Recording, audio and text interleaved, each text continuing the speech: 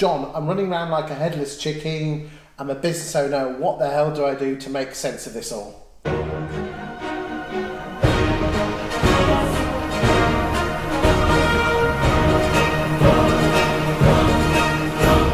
Okay, so Chris, last time, remember, we talked about the tip I said 90% of the people wouldn't do, which is just to do a little keyword recording of where their time's going in the business. I'll put a link of the video of this one up here so you can have a look back at that one. Sorry, carry on, John. Yeah, so what we like to do is get the clients to actually look at those timesheets for themselves, and very quickly a lot of them see the patterns.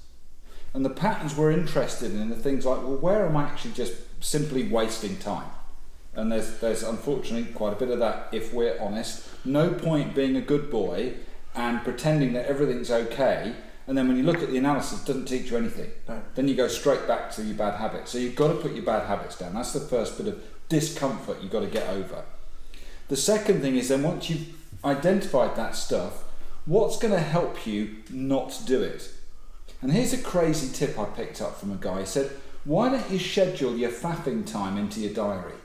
It's like, what? Faffing to what? Yeah, your faffing time. What, like going on Facebook and liking stuff? Yeah, if you want to faff on Facebook or eBay or whatever it is, when in the day are you going to do it? How are you going to earn that time? A bit like what? So good diary management. Yeah. And of course, a lot of us are a bit more free-spirited. That's the last thing we want to be, right? But the thing is, it's a bit like some of the diet industry talk about logging. If you love logging, it's freedom. And what do they mean by that? If you actually record things, that information is really empowering. Well, it's worked for me, John. I didn't think I had enough time, but one of the things that you taught me was to have certain fixed days in the week where you don't leave the office, and I'm stressed to you, my friend. It got so much work done that I couldn't have an external appointment. Yeah. Well, let's talk about that, because it's a great reminder, Chris. So very often people think, I'll just work longer and longer hours. And one of my clients, she was basically miserable. And I said to her, what's going on? Why are you working? Oh, I can't get everything done. I said, I'm going to hit you with something completely different. Okay. And I want you to go with it. She's like, all right. I said, I want you to stop work at 5:30. She's like, what? I said, well, your husband gets home later, doesn't he, than you do? Yeah, because he's on the train from London. So I said, who's the cook in your house? She goes, well, I am. Great. So what would happen if you went home 5:30, you get the dinner ready, and then the two of you eat at 6:30, 7 o'clock when he comes home, and then you have the evening off, right? That's fine, carry on. So if you have that evening off, you got the chance to recharge your batteries and go back in the next morning re-energized. Yes. What do you think her productivity gain was, Chris? Well, if I'm being honest with you, John, I've done exactly the same. And I had 25 clients, and I was working 6 hours days, stupid amount of hours. And with what you've told me over the couple of years that we've been together, now I've got 135 clients, and in reality, I could do that in 2 days a week. Right. From doing what you so said. You had a massive capacity gain because you implemented leverage.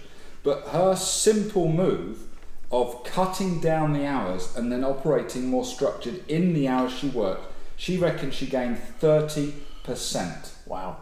So let's put that in context for people. That's getting a free day and a half every single week.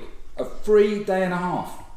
Because one of the things I've learned is you have to take distractions out of the day which fill the crap. Yes, you do. So one thing I do is when I get up in the morning, I spend an hour faffing about liking stuff on Facebook. Yeah, I know, John. I'm sorry, mate, but I still like that. But then after that, I get on with the work. Right. So you deal with your thing. I've got to do it, and then it's out. Yeah. Yeah. And with her, what was interesting, and this is, you go back to Henry Ford to see this stuff, right? Before Ford, a mill owner or a factory owner would work a worker for 12 to 14 hours a day. They'd think that's the way they get the maximum out. Ford realised that's not true. People can't sustain the level of work. So he did the 8-hour shifts, 3 8-hour shifts, 24 hours. That's the way he get the maximum out of his assets, and that blend of asset performance and human performance. Yes. He knew that back then.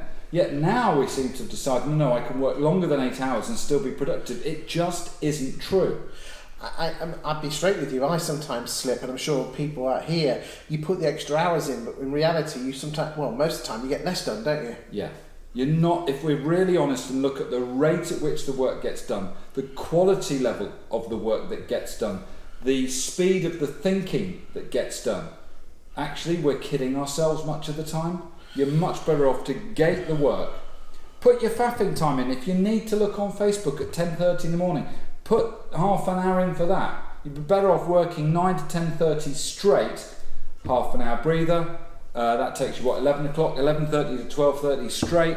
Have a break for lunch.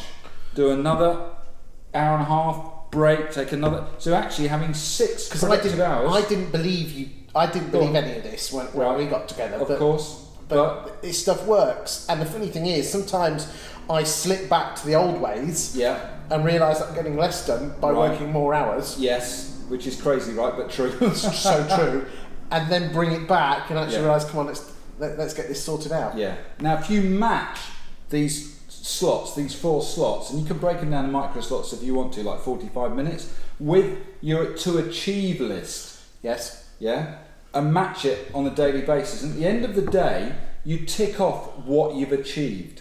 So you leave your business, you close your desk, you leave your business feeling good about what you've done. It's empowering you to have another great day the next day.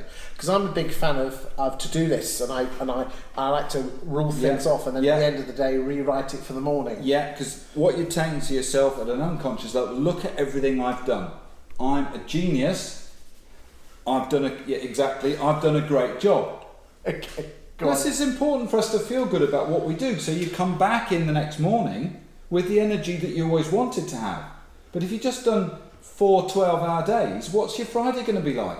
It's going to be bloody awful. It's going to be shocking. Yeah. And then you recover a little bit over the weekend, just in time to inflict the same damage on yourself the next week. And probably your team as well. And and how motivated are they going to be to make you rich? They're not, are they? Not really. They aren't. Lovely. Thank you very much, John. Chris, pleasure. Lovely.